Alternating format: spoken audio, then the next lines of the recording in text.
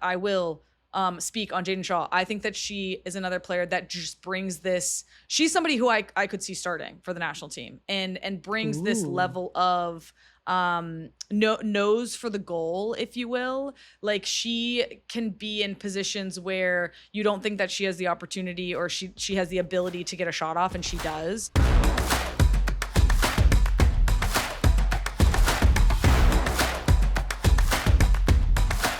Hit it, girl. Welcome back to Time Wasting. This episode is presented by Amazon Prime. I am Ali Riley. And I am Kelley O'Hara. Follow us on social media at Time Wasting Pod. That is at Time Wasting Pod. My parents have been getting a lot of screen time on the socials. So if you like John and Bev, tune in. We played a little kissing game, which they did not quite understand the instructions, but I think it was pretty cute. So Time Wasting Pod is basically John and Bev fan account, I will say. Yes, it is. It is. That's probably that's why what most people tune in, but I'm used to it. So subscribe to Just Women Sports on YouTube, but you can also find us wherever you listen to your podcasts. We have new episodes every single Tuesday. And next Tuesday, Kelley and I will actually be in Oslo for the Women's Champions League. We will be there in person covering the final. This is such an honor. And so that episode, because we're going to be on the move, we thought we'd do one where we answer your questions, like an Ask Us Anything. We mean anything. We might not answer anything, but you can ask us anything. That's true. Send us all your questions you have about us or the NWSL, whatever you want to know, and we will answer it on the show next week. So, Kelley, tell everyone how we will be wasting time today. Coming up on this week's episode of Time Wasting, the NWSL is poised to roll back the criteria for the high impact player rule the same week Sam Kerr announces she'll be leaving Chelsea. So obviously we got to dive into that. And Ali, I know that you have been a big advocate for the rollback, as have I. Yes. So I'm excited for that conversation. We'll be playing a little game of roster roulette. Our production team came up with this. That's also going to be interesting with the U.S. Women's National Team bubble players. I have been a bubble player. I don't think Ali ever has, and we'll get into that later as well. Plus, we will talk a little bit of our friendship HERstory from our early days at Stanford. Yes, we actually have a banger to tell you guys. I don't know if we should start out with like one of the best ones, but hey, we don't hold back. So we'll give you that. But first. And what type of students we were. Exactly. Hey, we both graduated. It all worked out. Here we are on the same podcast. Here we are living the freaking dream. Here we are. And I especially am. Working together. Oh, you are. Yeah, you are. Surprise. What is it even at? Surprise. What's your record at right now? Yeah, are we even keeping track at this point? It's like, what's even the point to keep track? I feel like there's none. Well, we will have to, because you threw it out last week that you believe that you will have won by the end of the season. Okay? I do. Yeah. But so the last it's called bet believing in was, yourself. I love that about you. The last bet was around how many saves Jane Campbell would make against the Kansas City Current. And I think they call this kind of like the commentator's curse, I think. I've heard it referred to as. I had 5 or less. Kelley had more than 5. And I'm not celebrating this win. Obviously, I kind of just did. Sorry about that. But in terms of the way it went down, because I really like Jane. I really like Paige. Fabrice Cottrell said that Houston really wanted to get back to kind of the foundation for this team, which is defending. Because Houston, they haven't won a game since, I think, April 3rd in that NWSL Chaos After Dark win over Louisville. So they really, really needed a win, at least a good performance. And this was a tough game. And Jane, unfortunately, had an own goal and only made 2 saves. So I won the bet. Also, Paige Nielsen went out early, which is unusual. it looked like she was in some discomfort. So this is more cause for concern for this Houston team.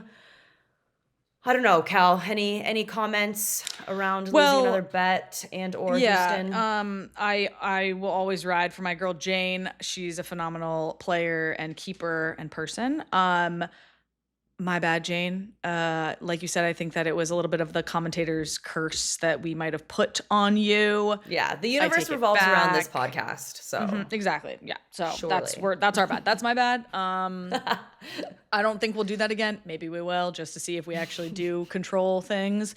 But it was an unfortunate game for Houston, and they just it just didn't go their way. But this week's another week for them and for Jane. So I believe in you guys.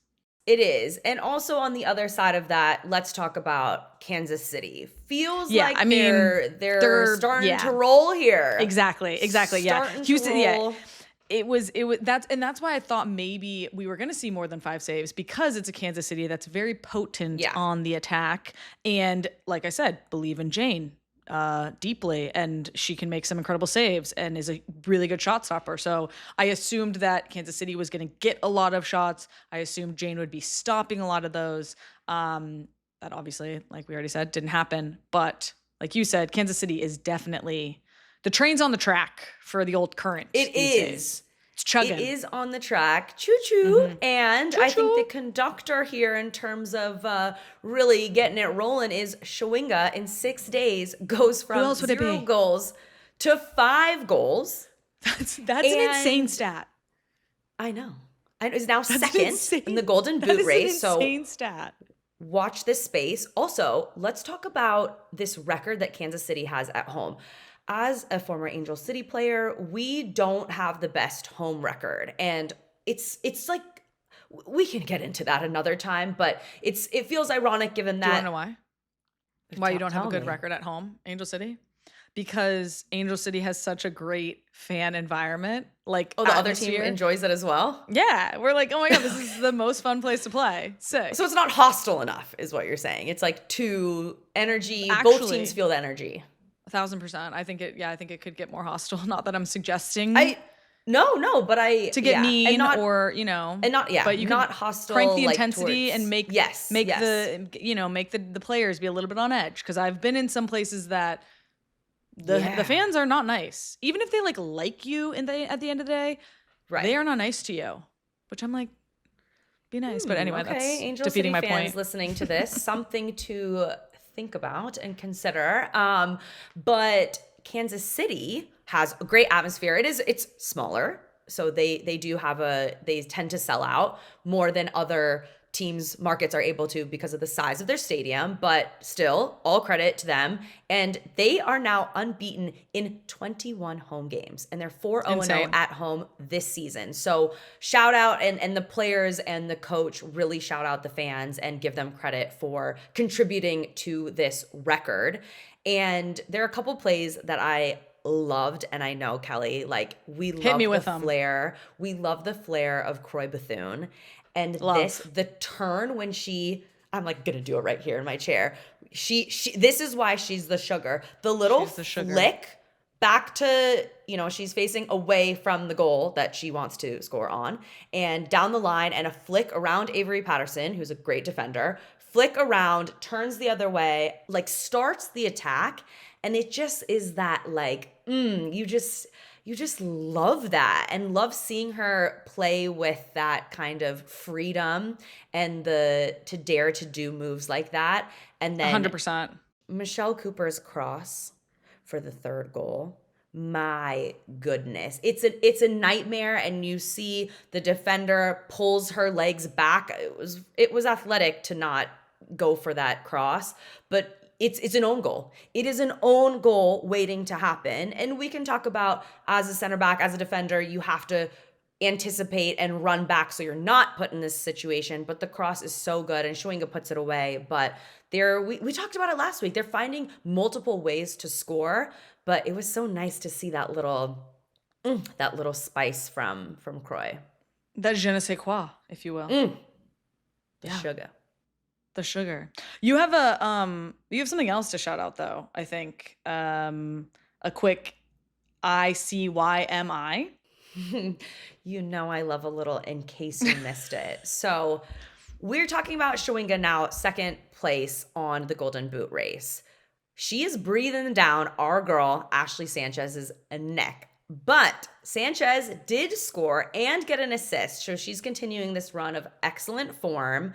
It was against Chicago, so Chicago's still sitting in last place, but we did have something very, very exciting and positive and amazing come out of Chicago's camp. Kelley, let's highlight a moment that we thought was very special this week in the NWSL. I want to highlight somebody who recently delivered an actual human, and also got back on the field this week. Mallory Swanson. She got her first minutes post-pregnancy, post-delivering her little baby girl. We just want to shout her out because that's huge and extremely impressive. And like, it's just crazy that these we've seen Sophia Wilson get back on the field, now Mallory Swanson. These are superstars and are now mothers. And it's just, I'm so happy for them. I'm so proud of them. But I can't relate in the fact of like what it was to go through to get back to where they are today. And it's incredible. So we just wanted to shout that out. Congrats, Mal. I think for Chicago, potentially delivering some hope to the fans. Yes. I will say, her checking in, Chicago fans should be she does bring some hope to that side. Yeah. They need a boost. If Sam Kerr doesn't also go there, again, we have no idea. And also, can we shout out Claire Emsley, who made her return to the pitch after giving birth it was the day before Mother's Day, but it was the Mother's Day game. Incredible timing. That Angel City had, and really having had a front row seat to what it took and the surprise news that she was pregnant and everything she's gone through to be back. And she was really fast. Again, we haven't seen Angel City play. They're playing in a couple hours, but hoping to see her get more minutes because this was also a boost that Angel City needed. Yes, very impressive. Shout out to those two. This is why following the NWSL is exciting, stressful, confusing, because in our last bet, Orlando beats North Carolina, and then they go on a little expansion team tour and lose to both expansions teams. Yeah. And now they're headed to San Diego. So is this another line dance, Kelley? Is this the Sunshine Slide? Is the Sunshine Slide and the SoCal Slide similar but different? Yeah, well, San Diego is back on top, so we know which SoCal team you're talking about. But speaking of expansion teams, I did love the opening goal from Denver Summit, and you are this kind of a set piece. What's the right word? Connoisseur? Like, you love seeing what could be done better with set pieces. So the Denver Summit goal, this corner kick variant looked like it was straight from the playbook. Okay. Does require a high level of skill here. So the ball goes in towards the goal, comes back out on one touch. Then the defenders are coming out to press her. She does a one-touch left-footed delivery to the back post. And if you watch this play, you see the entire Orlando team is all facing, no open body shapes, all facing Ryan.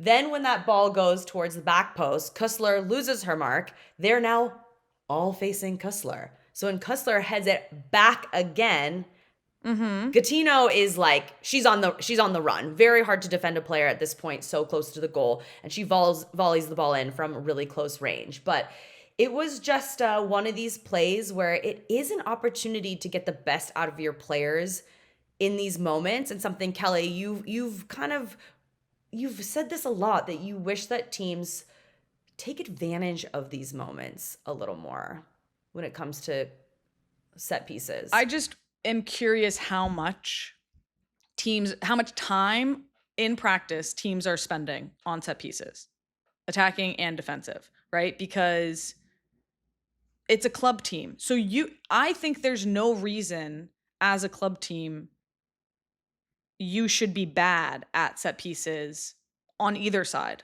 of the ball, right? Attacking, you got to change it up a little bit, and because you can't typically be doing the same thing every single time you get scouted. You gotta adjust, right? Defensively, you should have a foundation of how you defend and principles and habits that you're able to execute week in and week out. Maybe you adjust slightly depending on what the team's showing you, but I don't. In watching these games, I don't feel like I see the teams, and I'm not knocking one team or another. I'm saying across the board, I don't really see a high level of like defensive set piece IQ, I would say, and also all being on the same page. Like it seems quite fragmented, and like you said in this one, ball goes back post, gets headed back across, and everybody turns and looks, right? And that so it's the awareness, the 360 awareness of what's going on around me. The ball has gone here, but my man's still here. Like I have to cover this space. I think that it could be better. Yeah. Riddle me this, Ali. How much time do you think you spent at Angel City, or how often did you guys work on set pieces? It was usually only match day -1, probably on most of the teams that I've been on, except the national team. And were you guys militant in your preparation in set pieces and the time that you spent? Like, how many minutes do you think you spent doing it? Probably not enough. I will give Dan Ball a lot of credit. He is now at Chicago, and he was really, really, really serious about set pieces. And I actually think we were pretty good in our expected XG, and then what's the opposite of that when defending? The first 2 years, actually. XG, but you flip it upside down. When we did the best. Oh.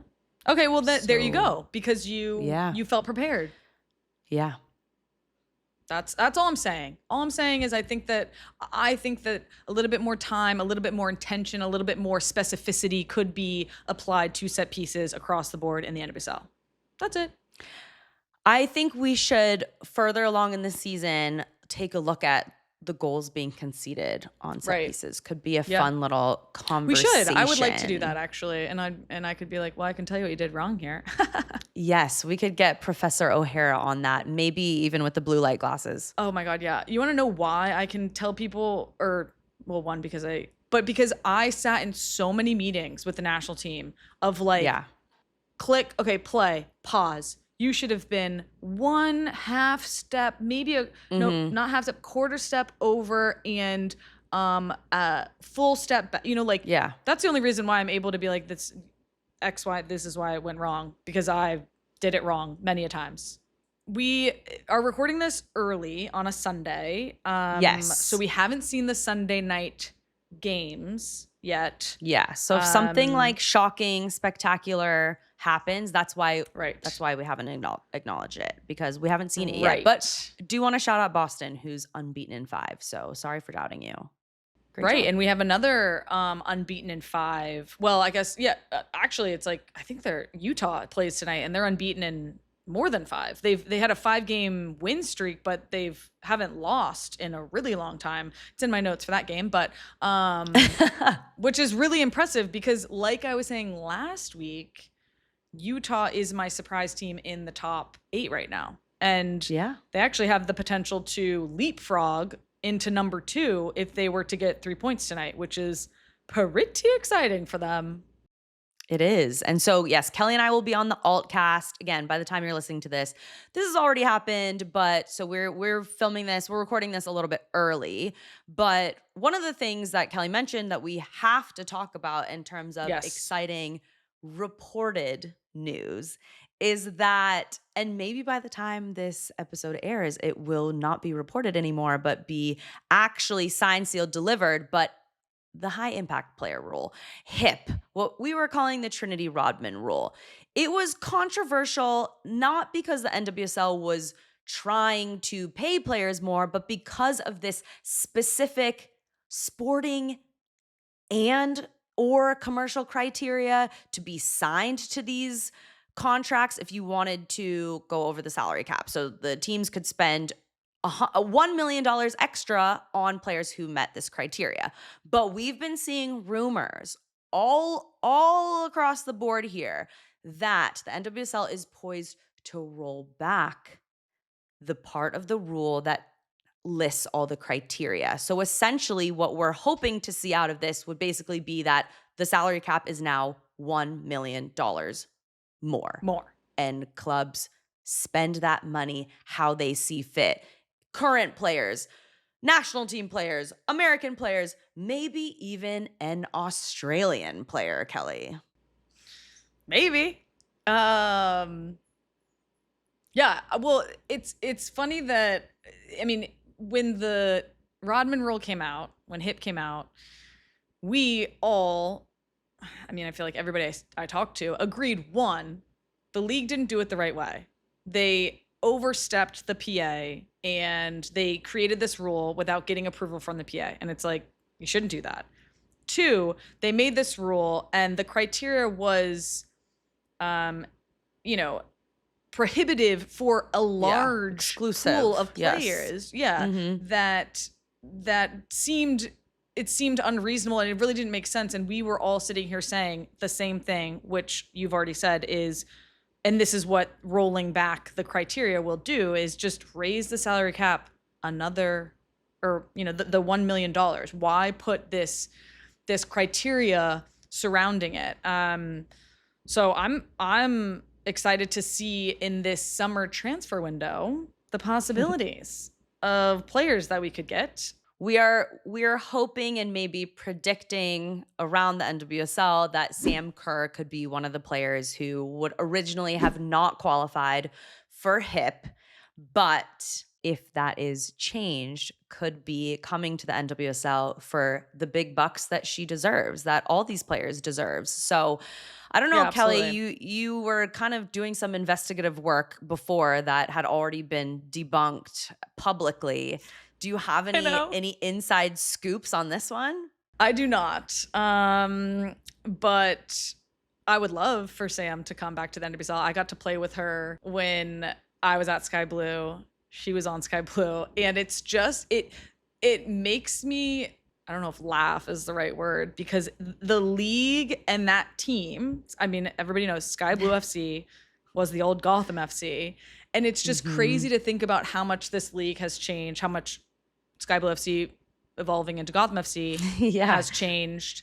And I would love for her to be a part of this league as it stands now, and to see her be the player that she is again here, because for everybody, you know, to jog your memory, she was Golden Boot winner. She scored the most goals anyone had ever scored in the NWSL. I think it was the last season, or maybe no, it was the last season she played for Sky Blue, and then she went to Chicago.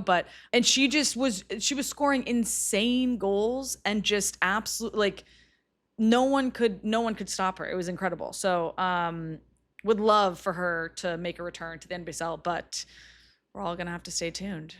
Yeah, I might call it the Sam Kerr rule if they change it. But do we as they should, honestly, because I feel like she already is a legend in the NWSL from what she did back in the day. And so for her to be the player, if you know, she's the player that this rule changes for, I think that's like so poetic personally, because if that's the way that they can bring her back, and it's a good change to the rule. It's the change we want to see. So yes. I can imagine Trin probably didn't like it being called the Trinity Rodman rule, with people not loving that rule. Obviously we were all pumped for Trin, but for it to be the, you know, we could call it the Sam Kerr rule. That's kind of fun.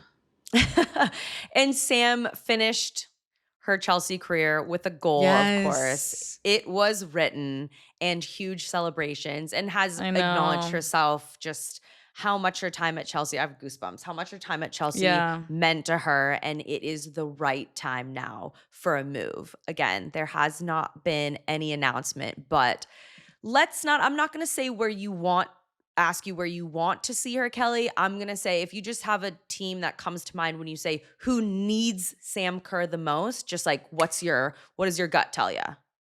Well, I feel like every team wants Sam Kerr. Yes. But the team that needs Sam Kerr is probably the team that's at the bottom of the table, you know? Like, that's what you would want a player, and you need a player like that.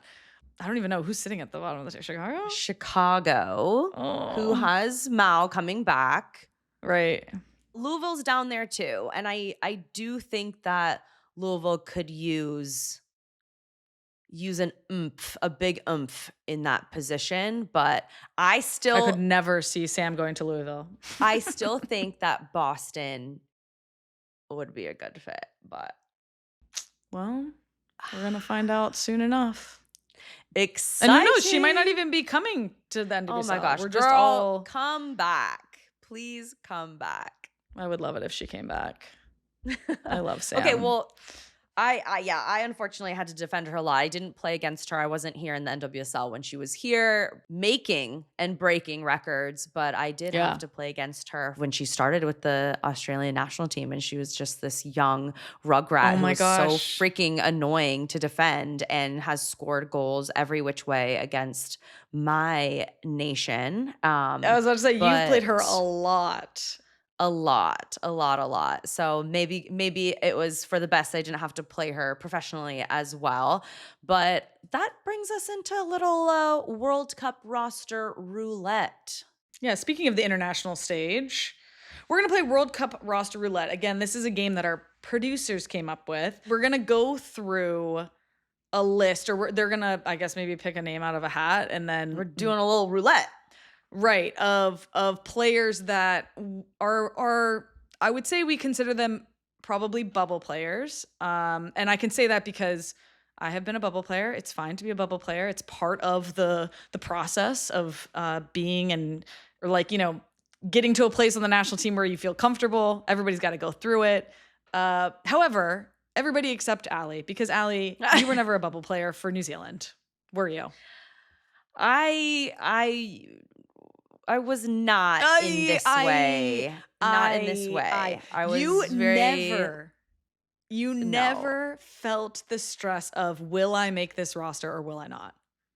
No, not until the 2024 Olympics, when I was obviously going through a really tough injury. And so we weren't sure if I would be healthy enough. And then I worked really hard to be healthy enough, and then had a setback, obviously, right before. And another player was able to come in and replace me. But no, I didn't have that feeling. So Cal, yeah, this is kind of on you on what that's like mentally. This is my segment. Yeah. Because I can speak to it. Because so here's the reality, everybody, all of our time wasters who are listening. You go into a camp, as of right now, most camps are 26 players. For the World Cup, there will be 23 players that make the roster, unless FIFA for some reason changes that to more. When I first got on the national team, it was 21 players for World Cup, and it was 18 for Olympics. Yeah. So in 2011, that was the first time I had the ability or potential or opportunity to make a World Cup team. And again, 21 players. And at that point, there were some camps where Pia was calling in 27 plus players. So you're going to practice, and literally as time ticks closer and every day that goes off the calendar, as you approach this date or like this general idea of when you think she's going to make this roster, you're literally, the person who's a bubble player, is standing on the pitch during practice and going 1, 2, 3, okay, 4, that's the defenders, counting, like literally slotting in the roster as you're on the field. I cannot tell you the number of times I stood on the practice field in a U.S. women's national team practice jersey and counted numbers. And the funniest part is like, it didn't change. Like it was the same players every time. I'm like, why am I standing here counting again? It's like my position on this team has not changed from yesterday, but I'm still doing the counting again. So it's a very stressful thing to be a bubble player. But the reality is, it just teaches you that you cannot control anyone else. You can only control yourself, your performance. And every single day that you step on the field, or even in meetings, in the meal room, on the bus, when you're every single thing contributes to the potential for you to move from a bubble player to actually making that roster. And but it still doesn't change the fact that you literally just stand there every day and count.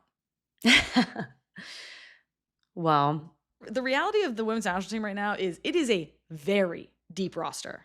yes. Like, I think that Emma has a general sense of her core team, and that's what most coaches do.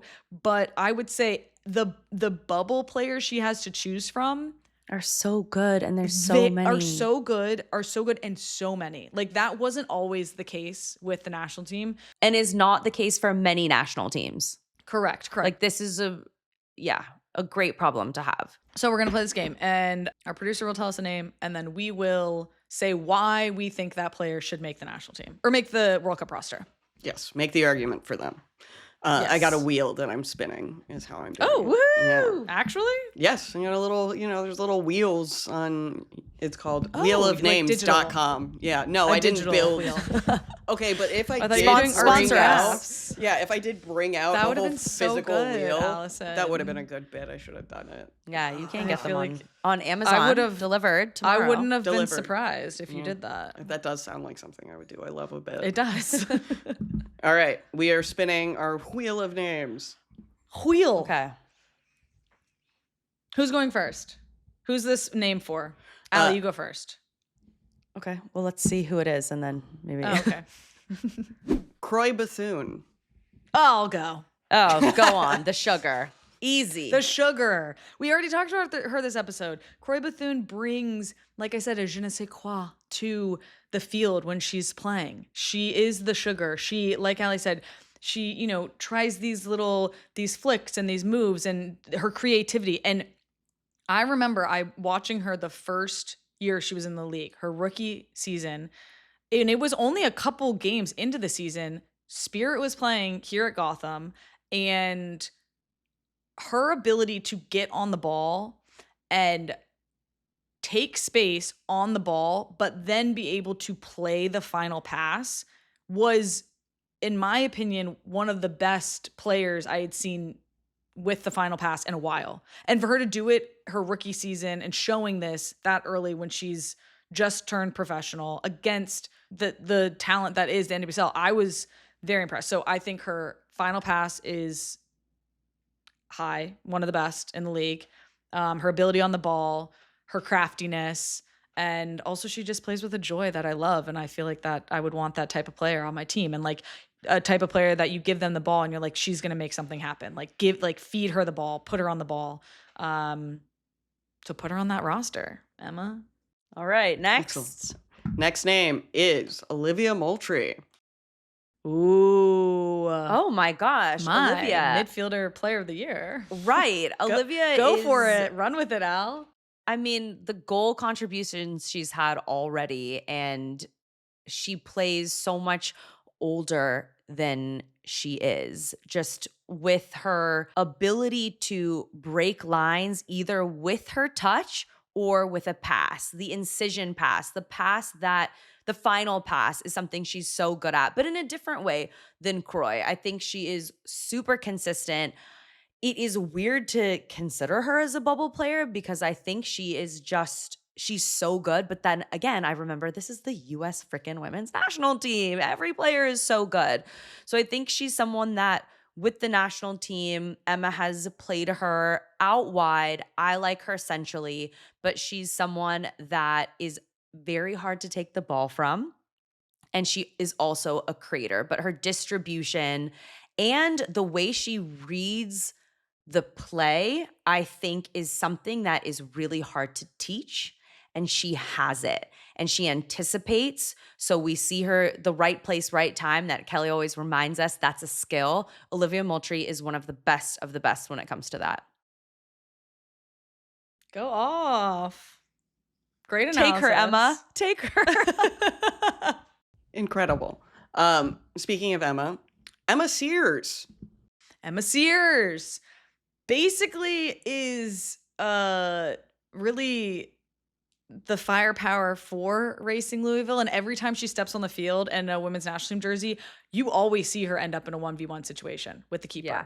And to me, that's a player that maybe she's not, bubble players aren't necessarily going to be starters but they're going to be game changers. And I think that Emma Sears has the ability, if you put her on that roster, she's a game changer. You know, when she checks in from off the bench, you can put her in the game and be like, listen, Emma can say to Emma squared, I want you to just be on the front foot, going at that back line. Every single time you see a player receive a ball and be in a position to play through, I want you threatening that back line, pushing that back line. And if she's checking in late in the game and teams are stressed or tired, I think that she can be a player that can give the national team a huge boost and be productive in doing that, right? It's not just like I come in and I work hard. Like, she can be producing when she checks in. So Emma Sears, put her on that roster. She's someone that I would really not want to defend if I'm a tired fullback at the end of a game. She is so dynamic. She's so fast. She's direct. And yeah, if she's not cutting in and scoring, she can score from a hard angle as well, but she's crossing or she's winning a corner or potentially a penalty or, putting in a final pass. But that is just, I think of her now, having seen her play as a spectator so many times. I'm like, oh my God, I would not want to be chasing her at the end of a game. No, you wouldn't even want her in your vicinity as a defender at the end of the game. No. All right. And then we've got Emily Sams, Angel City. Oh. Ooh, one of Emily your has- angels. Yes, Emily has impressed me so much with how she is on the ball. So she has scored now for the national team. She's someone who scores off of crosses, or I guess, no, more often it's going to be a set piece, but she's someone who can score from a ball in the air. Again, really important at the end of a game. And her composure is something where in that center back role, if you're playing a team that likes to press high, can be really, really important. And we're seeing this with Angel City, where she just is so calm. She can throw a little, drop a shoulder, get out of pressure, and her delivery, the diagonal balls that she can produce. She is a center back that I feel so confident with when she has the ball. And this is a hard position because there are a lot of center backs showing, like a Kennedy Wesley, who is also on this list, I would assume. And that's what's so beautiful about this, is that you have these players, these center backs, where if you think back years ago, that wasn't necessarily expected of a center back. And now at this level, you have to be so good on the ball, or that's going to set you apart from other center backs. So I just feel very safe with her. And that's, again, if you need to score or if you need to keep possession, depending on the state of game, she could be someone who would be key for this national team. So Emily, and then Emma, because Emily Sams and Emma Sears, they had a really good connection, if you remember from earlier this year. So you got to think about those dynamics as well.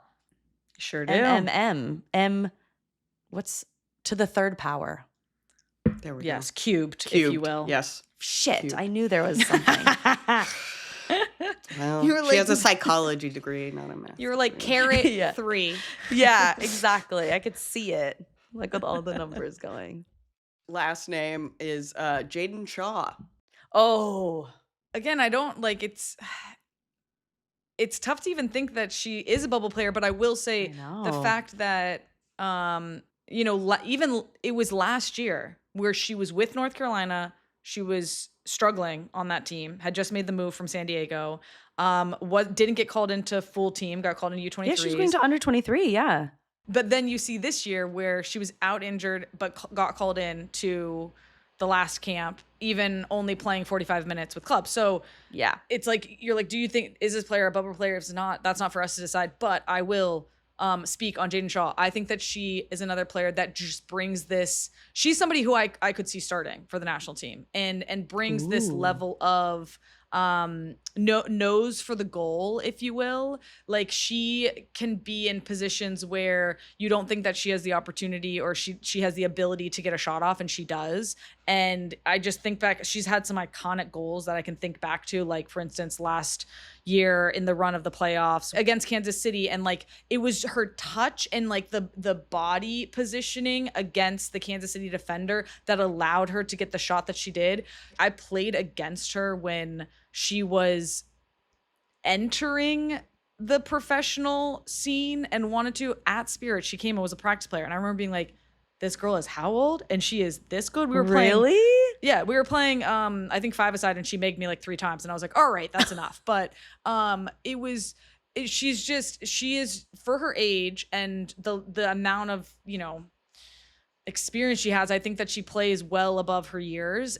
But again, I think that it's her nose for the goal and her ability in front of goal that would get her onto this roster and that they would want this type of player. And that's not even, that's not even talking about how she is in open play and her ability to link and go at players and run at players. Like, I think that she can play multiple positions as well. That's a thing that you might have to do on the national team. Yeah, yeah, that actually is a huge advantage.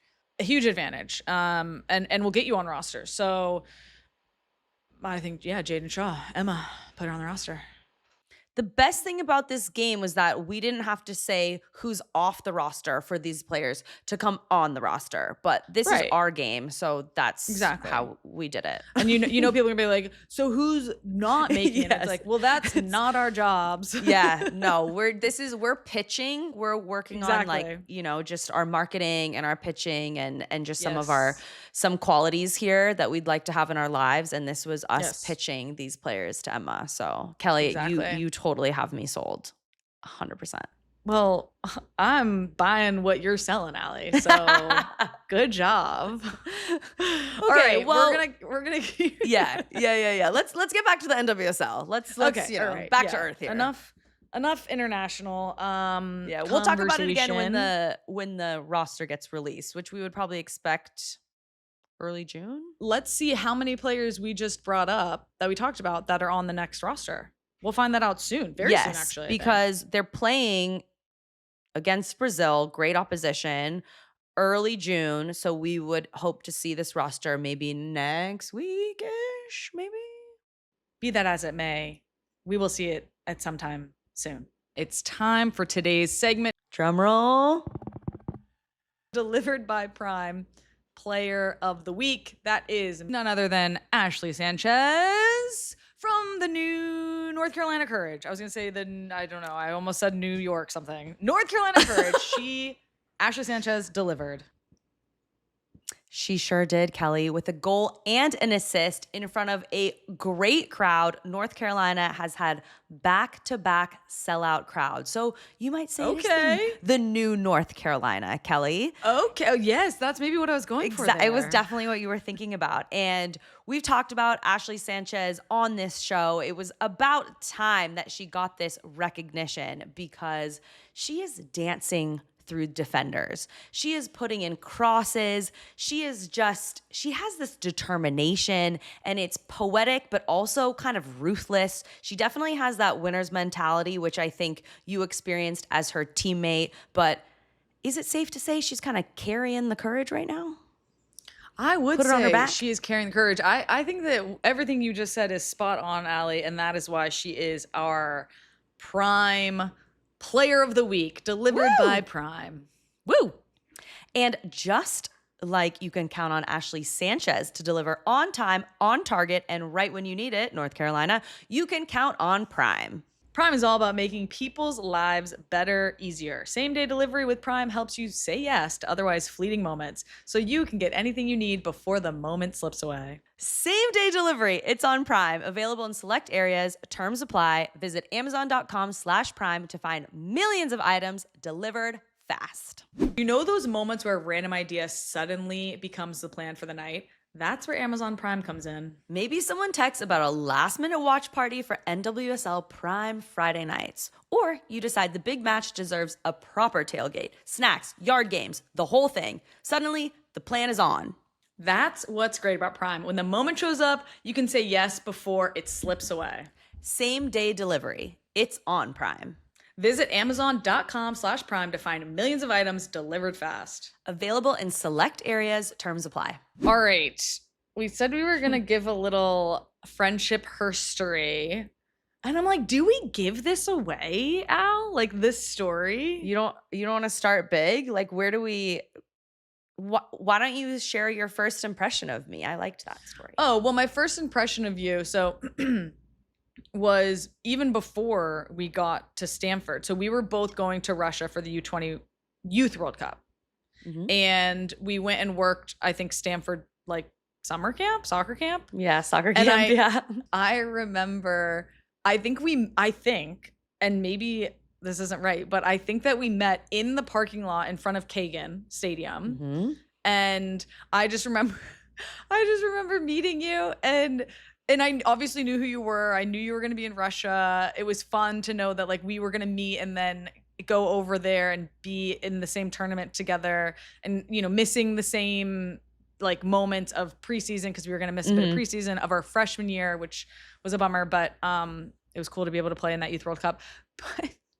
But I remember meeting you and being like, man, to be honest, I thought you were pretty cool right off the bat. So I was like, this is cool. Like this is gonna be a built-in bestie because we're in the same class. We're on the soccer team and we're about to spend a lot of time together. So like, I hope she likes me too because she seems pretty cool. But hopefully she ends up being as cool as I think she is right now. and spoiler alert, you were. But I just remember being in the it was hot. We were in the parking lot and I just like remember you were just like so perky and like bubbly and I was like, she seems cool. Like this is maybe gonna be a best friend, and turns out you were. Yeah. I'm like, what I take from that, I take a little bit of comfort in that you had a good feeling, but also that you were really like, God, I hope I like this person. You weren't like, oh, I definitely like this person, but that's understandable. I obviously knew Kelley was a star right away, and I decided that whatever Kelley had for pregame meals, I would also have for pregame meals because it was obviously working for her. Also, we were both forwards at the time. So I was a winger. So crazy. Yeah, I was a winger. Kelley was a 9. But we'll have to talk about our like defensive transitions at some point. Yeah, mine happened a little earlier. But yes, so I was like left winger and Kelley was forward. And I'm like, well, she's banging goals. So Kelley would have, was it omelet or scrambled? I think it was scrambled. Scrambled eggs with cream cheese. So weird. And a chocolate chip pancake with banana. Yeah. We would eat. So Sunday, our games were Friday, Sunday. Before our games. I know. But like I was like 18, like I didn't know. Like I just was like fuel, like I don't know, put something in my body. I don't know why I did that because I don't do that anymore.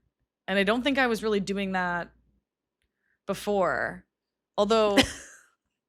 Weird side story. My grandfather is the first person who introduced me to cream cheese because like I don't think I ever had like a bagel and cream cheese at home. I was eating like toaster strudels as I like walked out the door to go to high school, Interesting. Which, yeah.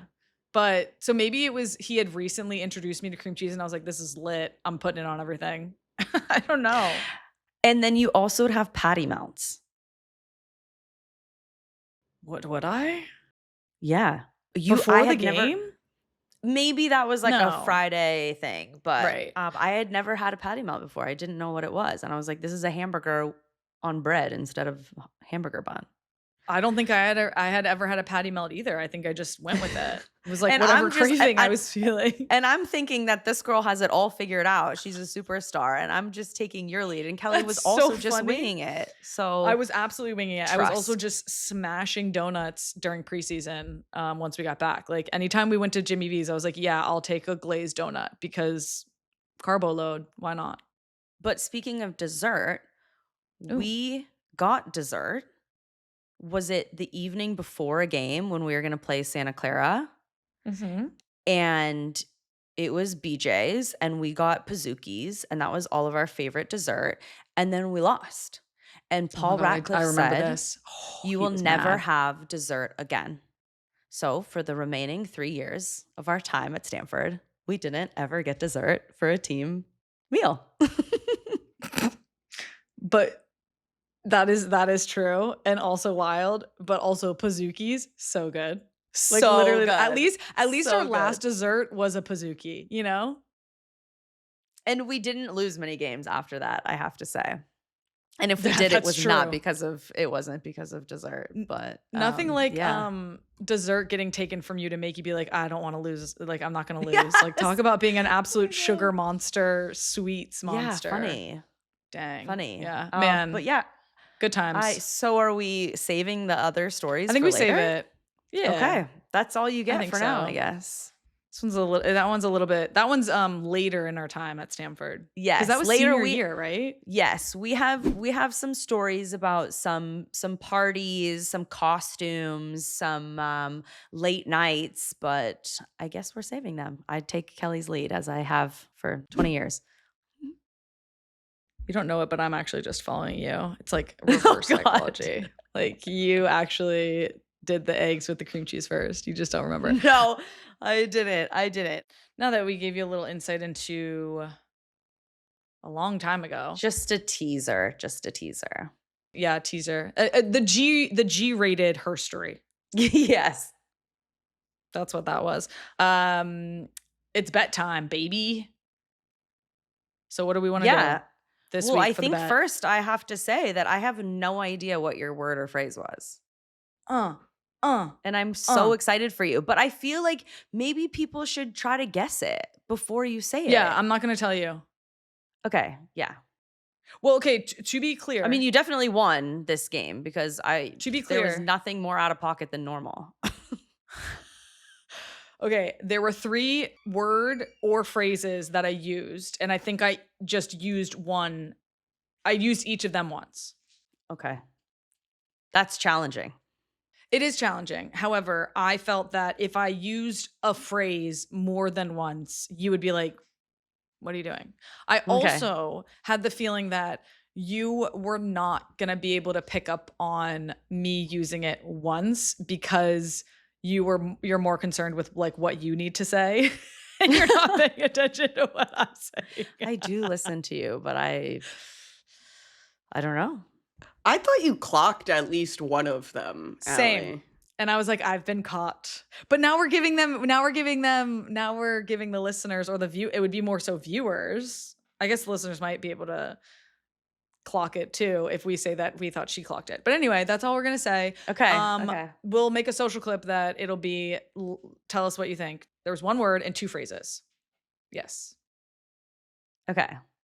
Our next bet is happening on Friday. Okay. So Boston Legacy is at home. And again, they're having a good run here. They're playing the Seattle Reign. I think the Reign is going to turn it around. This game is at 8 p.m. Eastern. It's on Prime.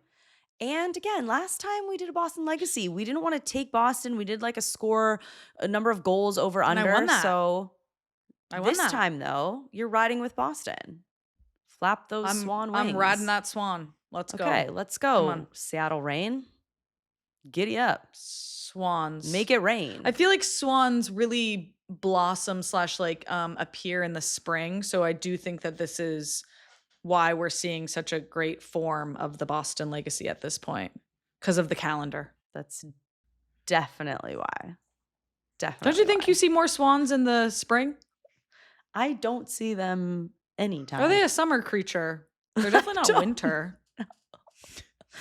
Well, What, hopefully do they're they spring and disappear? summer. Do they hibernate? Aren't they just always around depending on where you are? I don't think they're like outside during the winter.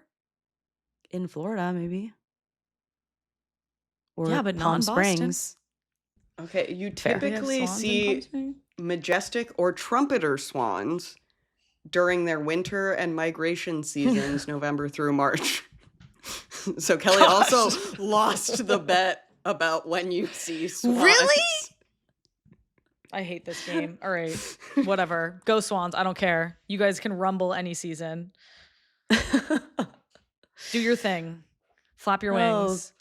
Okay. Okay. Well, like we said, we're going consequence. to be Oh, what's the bet consequence? So the consequence, since this game will air after we're shooting After. the next episode, since you guys are in Mhm. Oslo, the loser of the bet will answer another one of the fan questions that we do not pick of the Oh. winner of the bet's choosing Oh, on social media. Oh, Yes. fair Great. enough. Fabulous. And that should only I've already take a told couple my minutes. most embarrassing story, so It's really true, nothing you did. nothing can faze me at this point, except my other embarrassing story that I couldn't say on this show, but saving it for another time. One day. Yeah. One day. Okay, that sounds fun. Okay, so like we said, this game is gonna Boston versus Seattle is the prime Friday game, but it's gonna happen after we record. So because we're gonna be in Oslo for Champions League. This is so exciting. So yes, we will follow up with the consequence whoever loses on social media. So that's it. That's That's for this it. week. Send your wrapped, questions baby. in. Please Yes, ask please. us anything. Gonna try to keep Anything. this streak going. Time Wasting is a Just Women Sports podcast. Follow us at Time Wasting Pod. We will be keeping you updated with this big trip that we're going on and how excited we are to be in Oslo, cover the Yes. Champions League. But thank you to our crew, especially our producer Allison, who scheduled, wheelofnames.com. Thank you to all of you for tuning in, and we will see you back in the wasteland next week. Bye, y'all.